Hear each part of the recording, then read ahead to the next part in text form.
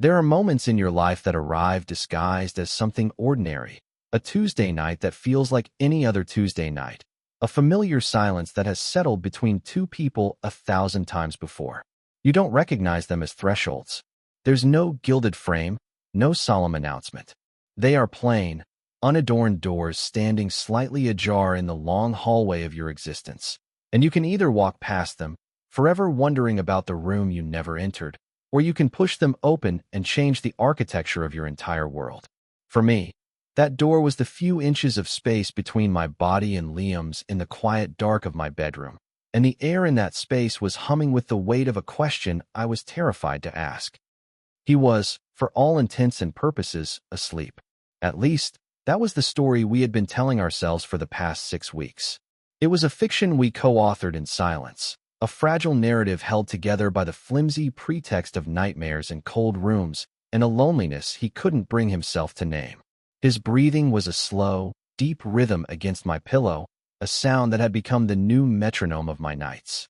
One of his arms was thrown over his head, the other tucked between the pillow and the mattress, and his face was turned away from me, toward the pale moonlight filtering through the gap in my curtains.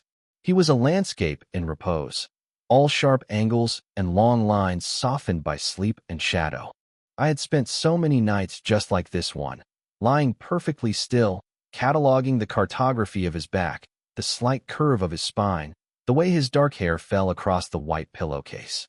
I had become an expert in the geography of Liam, a silent scholar of his sleeping form. But tonight was different.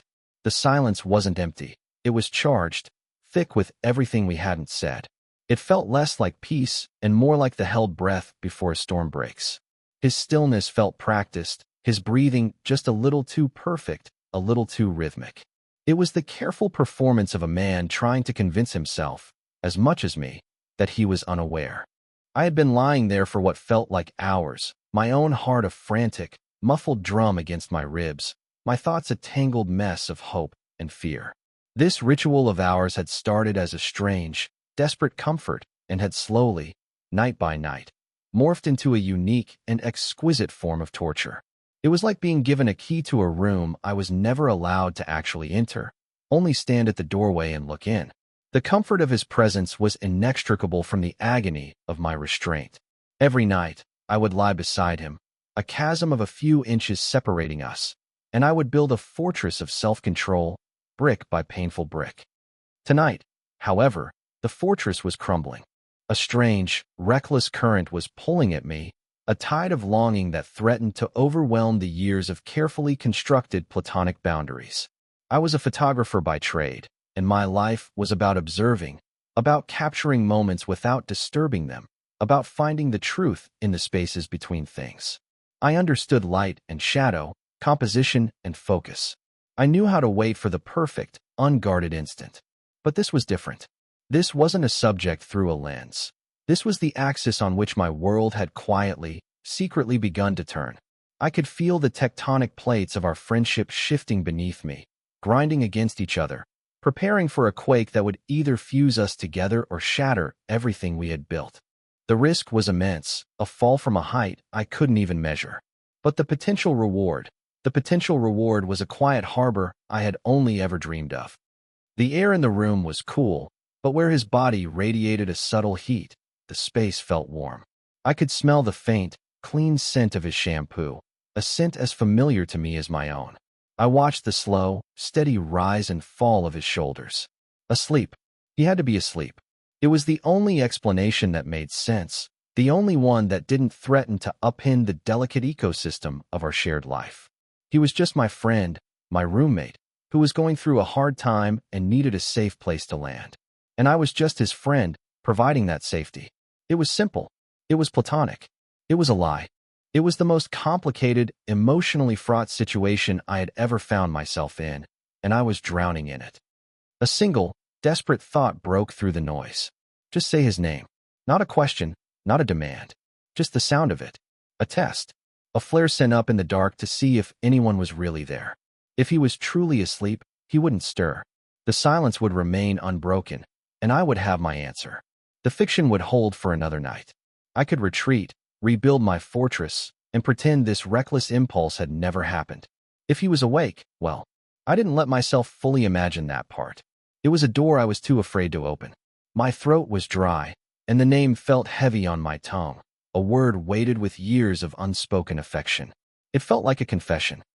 I took a breath, a shallow, shaky thing. The sound of it seemed deafening in the stillness. I focused on the back of his neck, on a single stray curl of hair just above his collar. It was now or never. The moment was stretched thin, a membrane about to break. I whispered it. Just his name. Liam. It was barely a sound, more a breath than a word, lost almost immediately in the quiet hum of the city outside my window. For a second, nothing happened. Absolutely nothing. A wave of simultaneous relief and crushing disappointment washed over me. He was asleep. Of course, he was asleep. I was a fool, a hopeful, pathetic fool, projecting my own feelings onto his unconscious form.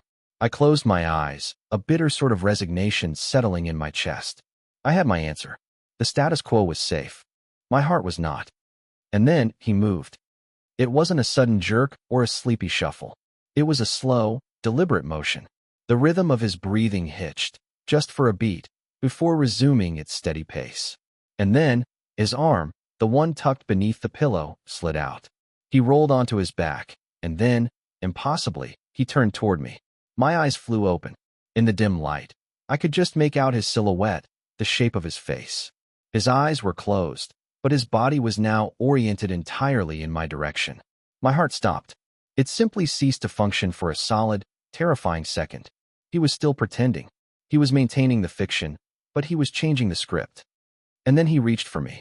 His arm extended across the small, sacred space between us, and his hand landed softly on my waist. There was no hesitation in the touch, no uncertainty. It was a simple, declarative statement. His fingers curled gently into the fabric of my t-shirt, and with a slow, inexorable pressure, he pulled me closer. My body moved on its own accord, a purely reflexive response. I shifted toward him until my forehead was resting against his collarbone, and the tiny gap between us had vanished entirely. His other arm came around my back, holding me securely against him. He adjusted his position, settling me more firmly into the curve of his body, and then he let out a long, slow sigh, a sound of profound, bone-deep contentment.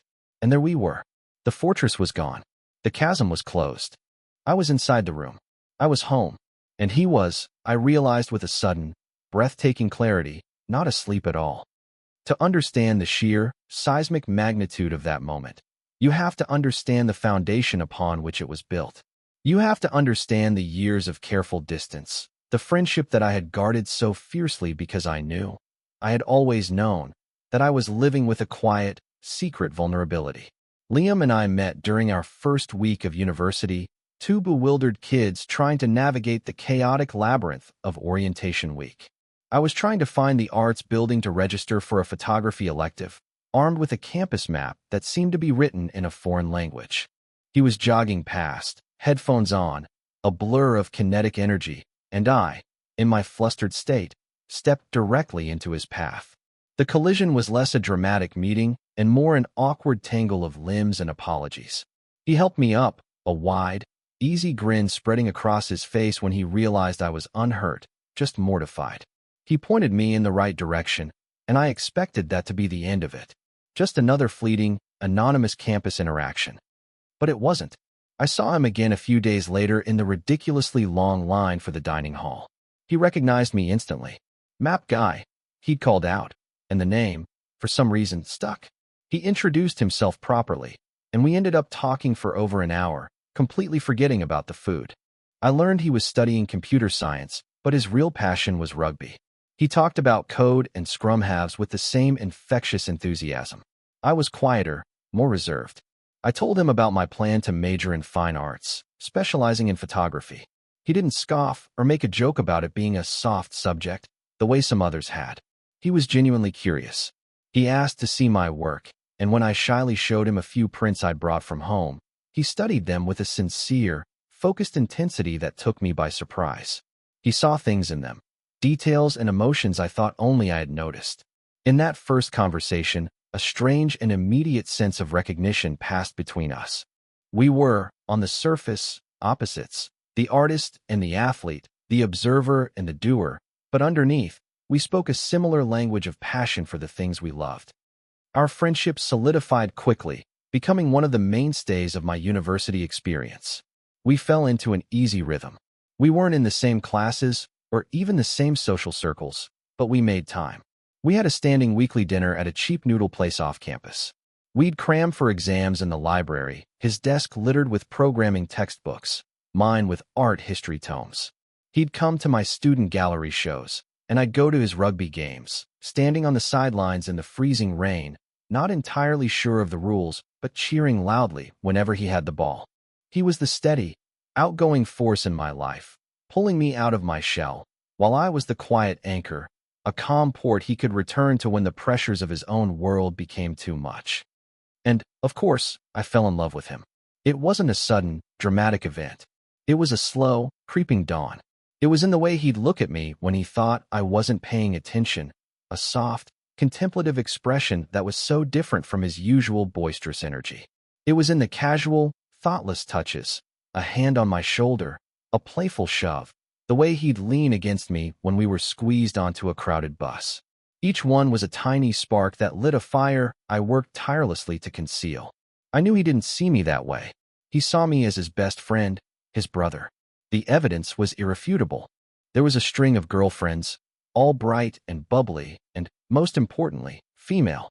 I was the one he came to for advice about them, the one he vented to after a fight, the one who listened patiently as he talked about his future with them. Each conversation was a small, sharp paper cut on my heart, but I endured them because the alternative, a life without Liam in it at all, was unthinkable. So I built my walls. I became the perfect, supportive, platonic friend. I locked my feelings away in a dark room in the back of my mind and threw away the key.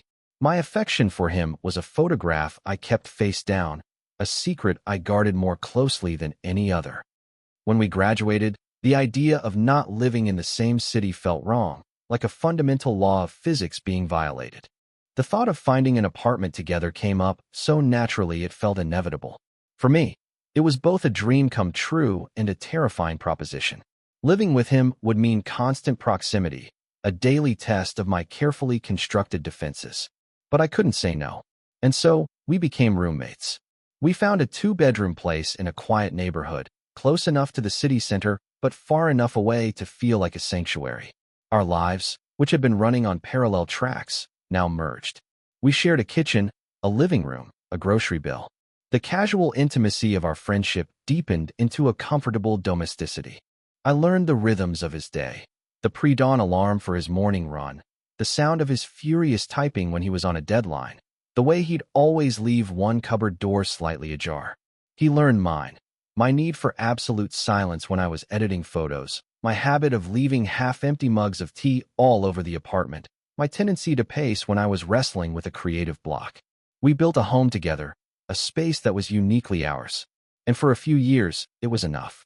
The quiet ache of my unrequited love was a constant, low-grade hum beneath the surface of my life, but I had grown accustomed to it. It was simply a part of the soundtrack of loving Liam. The shift, when it came, was not gradual. It was a fault line that ruptured without warning.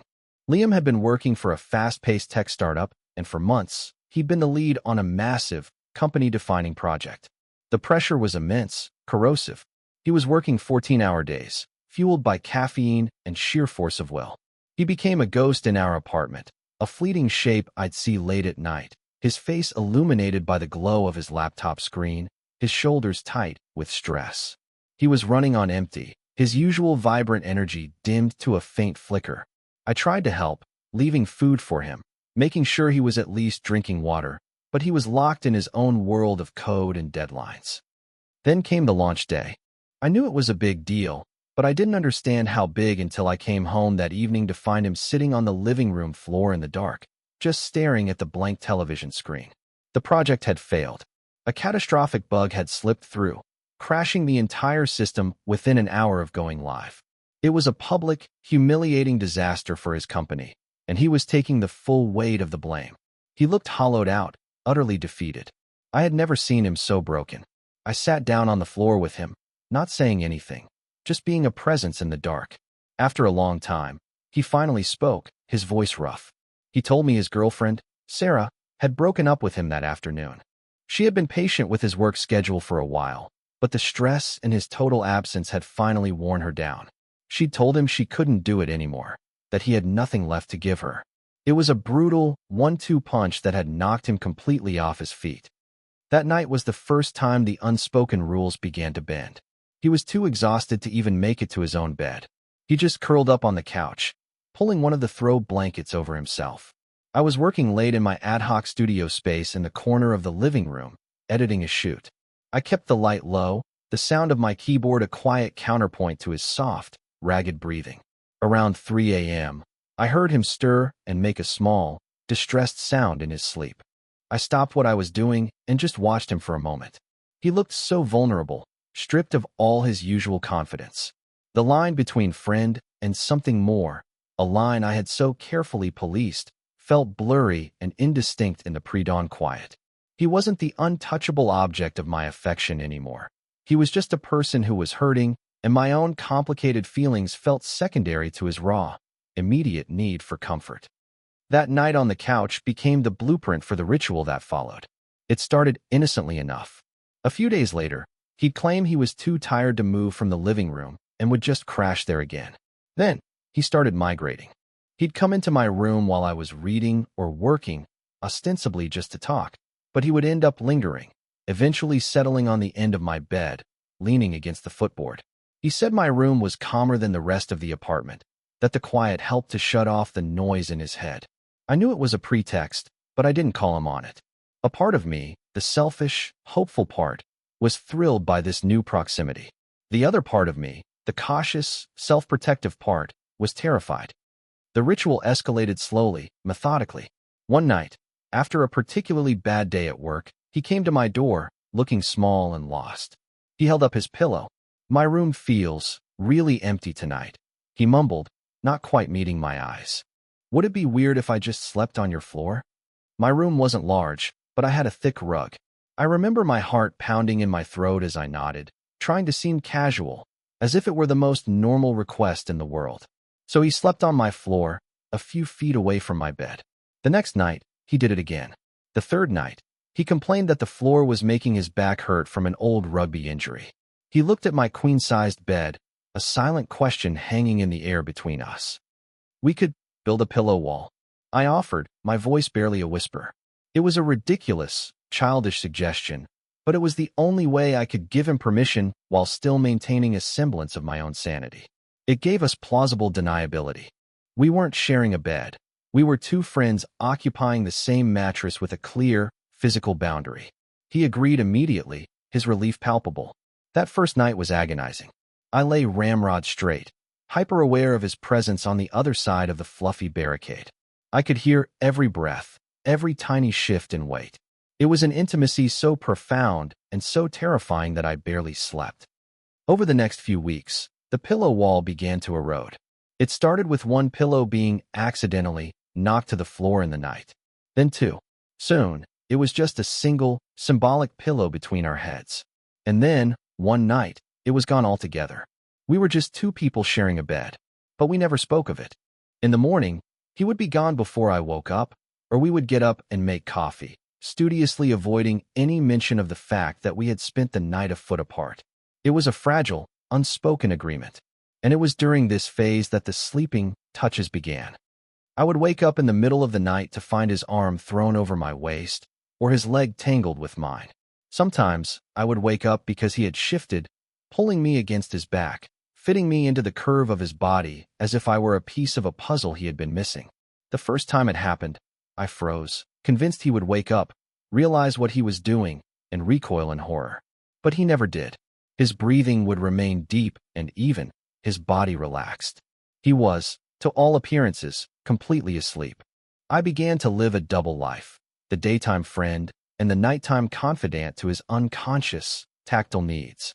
I became an expert at feigning sleep myself, at slowing my breathing to match his, at accepting his touch without reacting, even as my heart hammered against my ribs and my mind raced.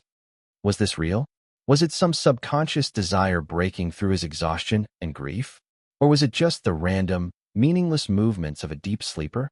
I analyzed every touch, every sigh, every shift in position like a detective examining clues at a crime scene. I was caught in a dizzying loop of hope and doubt. The hope was a warm, glowing thing, suggesting that maybe, just maybe, the feelings weren't entirely one-sided. The doubt was a cold, sharp-edged fear that I was just a convenient, warm body, a human teddy bear he was using to soothe his loneliness until he was back on his feet. The not knowing was the worst part. It was a constant, low-level hum of anxiety that underscored every interaction we had. The ritual was our sanctuary, but it was also my prison. It was a beautiful, tender, and deeply painful state of limbo. Which brought me to that Tuesday night, 6 weeks into our strange new normal. The night I finally found the courage to push open the door. The night he was asleep, and I lay there, feeling the performance of it in the very air of the room. The stillness was too profound, the silence too loud. I knew, with a certainty that settled deep in my bones, that he was as awake as I was. We were both lying there in the dark, two actors on a stage, waiting for the other to break character. And when I whispered his name, and he didn't startle or speak, but simply, deliberately, pulled me against the solid, warm wall of his chest, it was not an answer. It was a whole new question. It was the end of the fiction we had been writing and the beginning of a truth that was far more terrifying and beautiful than anything I could have ever allowed myself to imagine. He held me there, his chin resting on the top of my head, his breathing finally, genuinely deepening into the slow, even rhythm of actual sleep. And for the first time in a very long time, I felt the tight knot of anxiety in my chest begin to loosen. I didn't know what this meant. I didn't know what would happen in the morning. But for now, I was being held, and it felt like absolution. The morning after was a study in quiet terror. I woke slowly, coming up through layers of the deepest, most peaceful sleep I'd had in months. For a blissful, hazy moment, I forgot the events of the previous night. I was just warm, comfortable, and felt safe. Then memory returned, flooding my senses.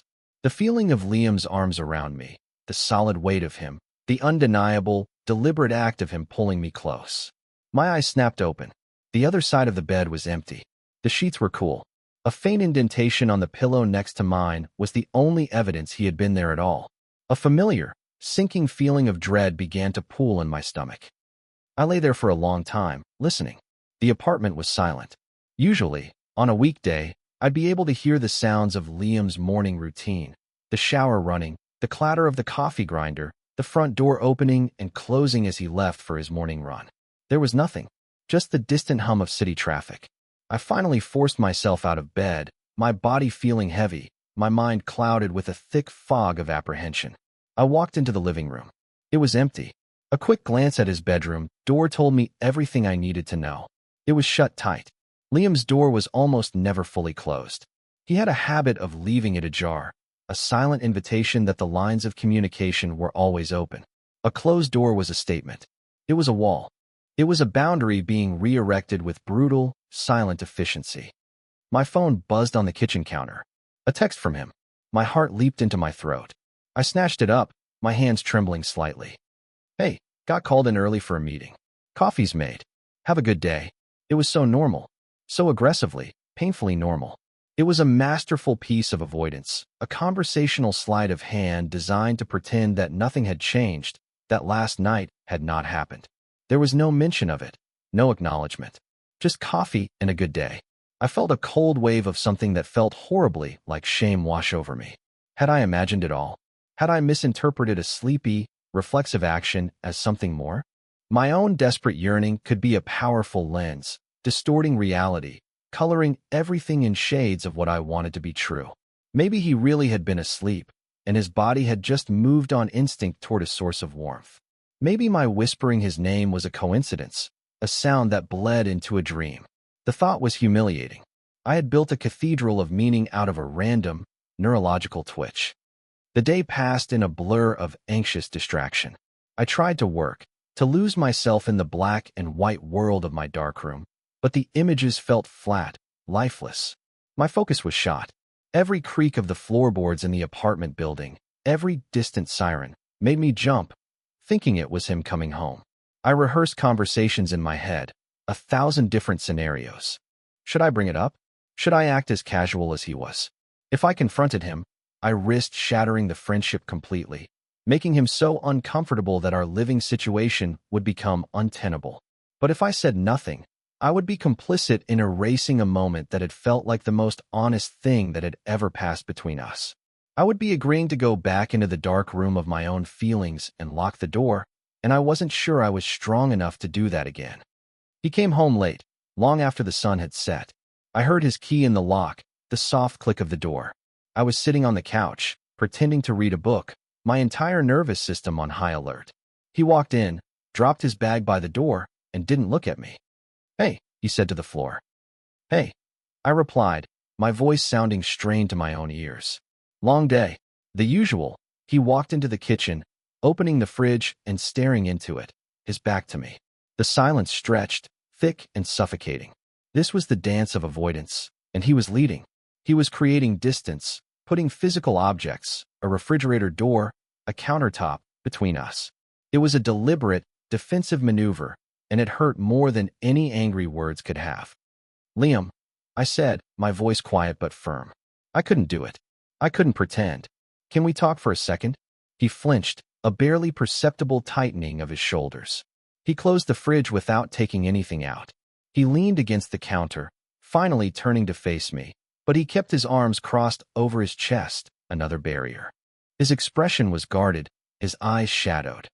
"What's up?" he asked, his tone carefully neutral. "Last night," I started, and the words felt like stones in my mouth. He cut me off, his voice suddenly rushed. "Look, man, I'm so sorry about that. I was totally out of it, just exhausted. I don't even really remember. I just get weird when I'm that tired. I hope I didn't make you uncomfortable or anything. It won't happen again." Every word was a carefully chosen weapon designed to invalidate my experience. "Sorry about that. Don't remember. Won't happen again." He was trying to rewrite history, to reduce that moment of profound connection to a weird, sleep-deprived anomaly. A spike of anger, hot and sharp, shot through me, quickly followed by a deep, aching hurt.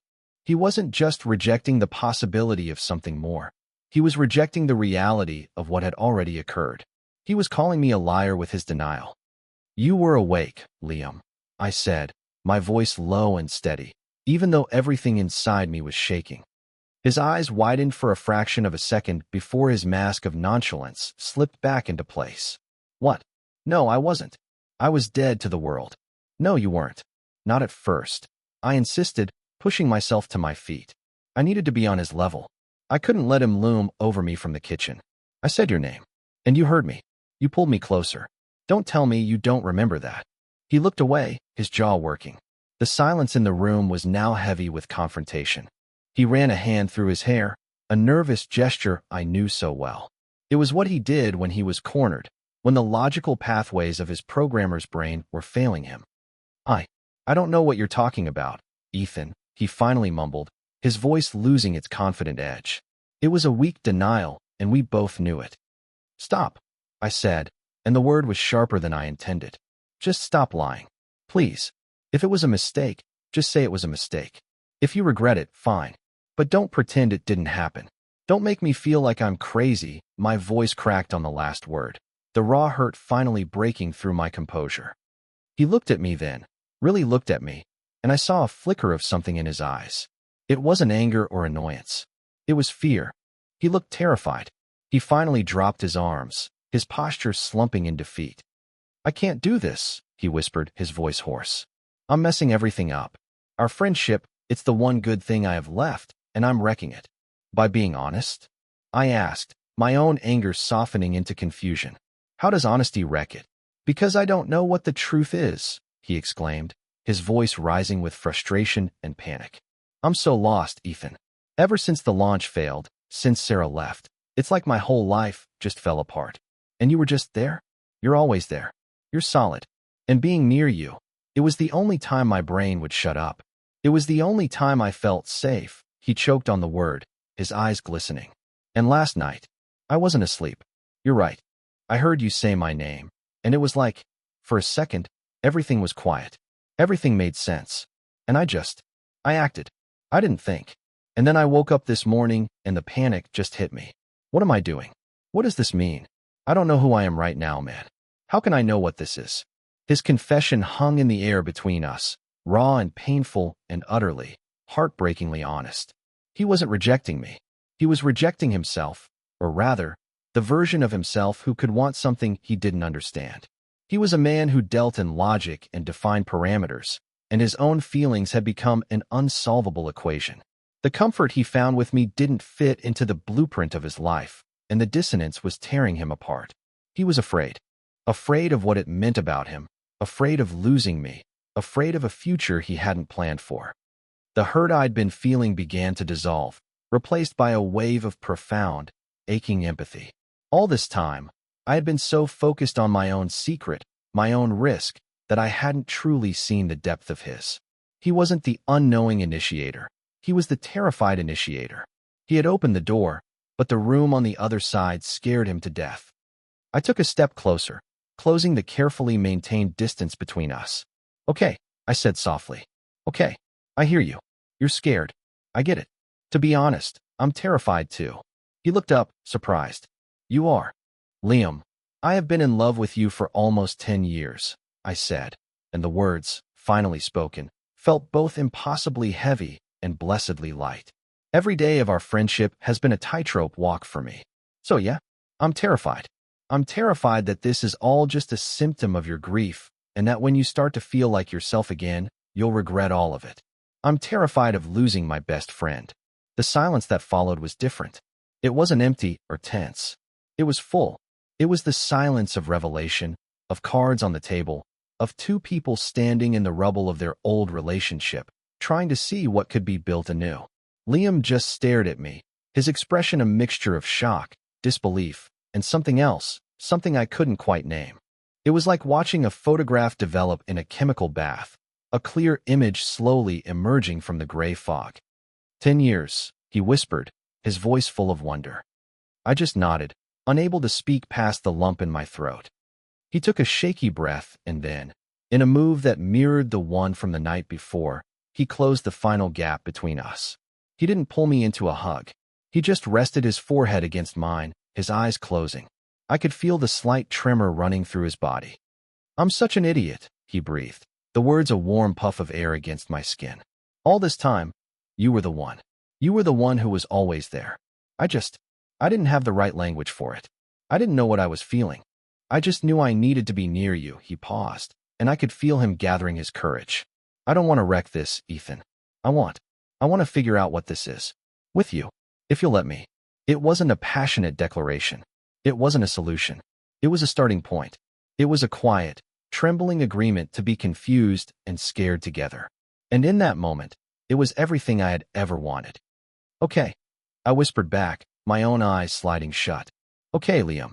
The aftermath of our dual confessions was not a sudden, cinematic shift into romantic bliss. It was quieter, more awkward, and infinitely more real. We had torn down the old structure of our friendship, and for a few days, we tiptoed around the foundations of the new one, unsure of the rules. The easy physical comfort we had found in the ambiguity of our nightly ritual was suddenly gone, replaced by a self-conscious awareness. We were like two novice dancers, hyper-aware of where our hands and feet were supposed to go, terrified of stepping on each other's toes. The apartment, once our shared sanctuary, felt charged with a new, uncertain energy. We didn't share a bed for the next few nights. He slept in his own room, with the door firmly, though not aggressively, closed. And I slept in mine, the emptiness of the other side of the mattress a palpable presence. It was a necessary regression, a step back to find a new way forward. The silence between us was no longer one of avoidance, but one of careful consideration. We talked more. Not about us, not directly. We talked about his work, about my photography, about the small, mundane details of our days. It was a process of rediscovery, of learning to see each other through this new lens. I saw the way he'd watch me when I was making coffee, a thoughtful, almost studious look on his face, as if he were trying to commit the details to memory. And I would find myself looking at the curve of his smile, no longer with a sense of hidden longing, but with a new, quiet sense of ownership, of permission. The turning point, the first real step into our new normal, came about a week later. I was having a frustrating day, wrestling with a series of prints that just wouldn't come out right. The contrast was off, the shadows were muddy, and I was getting progressively more agitated. I was standing in my darkroom, the red safe light casting an infernal glow over everything, when Liam appeared at the door. He didn't knock, just leaned against the frame, watching me. "Everything okay?" he asked softly. "No," I sighed, running a hand through my hair in frustration.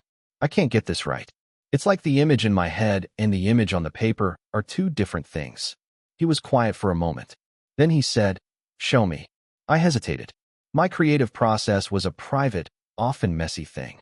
But I looked at his face, at the genuine, open curiosity in his eyes, and I nodded. I walked him through it, explaining the chemical baths, the enlarger, the delicate dance of exposure time and light. He listened intently, asking smart, insightful questions. He wasn't just placating me. He was genuinely trying to understand my world, the same way I had tried to understand his world of code and algorithms. After a while, he didn't say anything, just came and stood behind me as I was preparing another test strip. He rested his hands lightly on my shoulders. It wasn't a romantic gesture, not yet. It was a gesture of support, of solidarity. It was him being my friend, but in a new, more intentional way. His presence was a calming weight, and I felt the tight knot of my frustration begin to ease. "Maybe you're just too close to it," he said, his voice a low rumble near my ear. "Maybe you just need to step back for a minute." And he was right. I took a deep breath and let it out, leaning back slightly into his touch.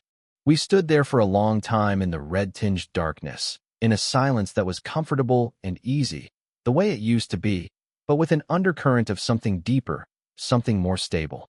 It was the first brick being laid for our new foundation. That night, as I was getting ready for bed, there was a soft knock on my door. It was Liam. He was holding his pillow again, just like he had that first time. But his expression was different. There was no shame in it, no pretext. He looked nervous, yes, but also resolute. "My room still feels empty," he said, his voice quiet but clear. "And I miss sleeping next to you." He looked me straight in the eye, his gaze unwavering. "Not as a crutch, not because I'm a mess, but because I want to be there. Would that be okay?" The question was a gift. It was consent. It was an acknowledgement of everything that had come before and a clear, stated desire for what was to come. It erased all the ambiguity, all the painful uncertainty of the previous weeks. My heart felt full enough to burst. "Yeah," I said, my voice thick with emotion. "That would be more than okay." He gave me a small, tremulous smile, and the relief that washed over his face was so profound it was almost painful to see. He came in, and we got into bed. There was no pillow wall. There was no pretense of accidental touching. He turned to face me, and I turned to face him. He reached out, not to pull me close, but just to take my hand, his fingers lacing through mine. His thumb stroked the back of my hand, a small, repetitive gesture that spoke volumes. "I'm sorry," he whispered in the dark, "for being a coward, for making you feel like you were crazy." "We were both scared," I whispered back. "It's okay." He was quiet for a moment. Then he said, "That night, when you whispered my name, it was like you saw me, the real me, the one who was hiding. It was the most terrifying and the most wonderful feeling." He squeezed my hand. "I'm still scared. I don't really know what I'm doing." "Me neither," I admitted. "But maybe we can figure it out together." "I'd like that," he said. And then, slowly, tentatively, he leaned in and kissed me. It was nothing like the confused, desperate kiss from before. This one was gentle, searching, and full of a quiet, dawning certainty. It wasn't a question or a confession. It was an answer. It was the start of a conversation we would spend the rest of our lives having. Our new life began to take shape in a series of small, quiet moments. It was in the way he started leaving his bedroom door wide open again, not just ajar. It was in the way I started making coffee for 2 in the morning without wondering if he'd be gone before I woke up. It was in the domestic intimacy of sharing a bathroom sink, of folding laundry together, of debating what to have for dinner. The grand, terrifying chasm of my unspoken love had been crossed, and on the other side, we found not a dramatic new landscape, but a peaceful, sunlit field that felt, simply, like home. The physical affection that had once been a source of so much anxiety became a simple, easy language between us. a hand on the small of my back as we passed in the hallway, him leaning his head on my shoulder while we watched a movie, no longer under the guise of sleep, me reaching for his hand across the table at our old noodle spot. These small touches were the punctuation in our ongoing conversation, a constant, reassuring affirmation of the new truth between us. We were learning to inhabit this new space together, to build a relationship that was both a deep friendship and a tender romance, two things that we learned were not mutually exclusive, but, in fact, deeply intertwined. One Saturday morning, a few months later, I woke up to the smell of pancakes. I rolled over and saw Liam standing at the stove in the kitchen, framed perfectly by the bedroom doorway. The morning light was pouring in, catching the steam rising from the pan, creating a halo effect around him. He was humming to himself, a low, contented sound. He was wearing an old t-shirt of mine that he'd stolen, and his hair was a mess. He looked completely, utterly at peace. I reached for my camera, which I always kept on my nightstand, and quietly took a picture. It wasn't a perfect composition. The lighting was a bit harsh, but it was honest. It was a picture of a man in his home. It was a picture of my home. He must have heard the click of the shutter, because he turned and smiled at me, a wide, easy grin that reached his eyes. It was the same grin from the day we'd first met, but it held a new depth now, a new meaning. "Morning," he said. "Pancakes are almost ready." "Morning," I replied, my voice still rough with sleep. I put the camera down and just watched him for a moment. All those years of observing him from a distance, of capturing him in secret glances and stolen moments, felt like a lifetime ago. Now, I could just look. I could just be. The door that had stood ajar for so long was now wide open, and the room on the other side was filled with a warm, gentle light. It wasn't a grand, ornate chamber. It was just a simple, comfortable room, with a man making pancakes on a Saturday morning. And it was more beautiful than anything I had ever dared to hope for.